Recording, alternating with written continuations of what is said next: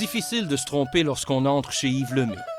Ses créations sont partout et impossible de se méprendre sur ses origines. Le Québécois s'affiche et est fier de son passé.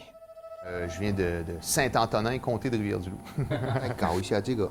Son aventure chinoise commence il y a 10 ans. Après un passage chez Burks à Montréal, le joaillier décide de mettre le cap vers Shanghai. Une ville en pleine croissance, une ville remplie d'opportunités, pense-t-il. Mais malgré son expertise, ses débuts dans l'Empire du Milieu sont une succession d'épreuves. Beaucoup d'étrangers qui pensent « Ah, je vais aller en Chine, je vais faire du business, pif, paf, pouf. » Non. Tout prend du temps ici. Tout est compliqué. En train de changer entre un rituel social à un rituel qui est plus personnel. Mon joaillier. J'ai désigné cette bague-là avec mon joaillier. J'ai choisi la pierre. C'est un bijou qui est très, très, très confortable à porter. Yves Lemay croit maintenant que ses sacrifices sont sur le point de rapporter gros.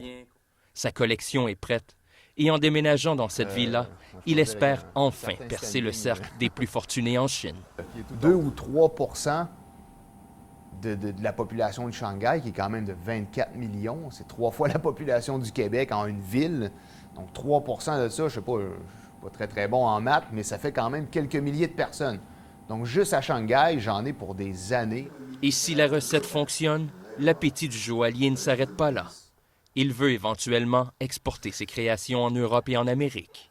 Peut-être en Italie aussi, bien sûr, pour pouvoir marquer en fait Yves Lemay, Shanghai, Beijing, Genève, Paris, et pourquoi pas Rivière-du-Loup un jour, ça serait drôle.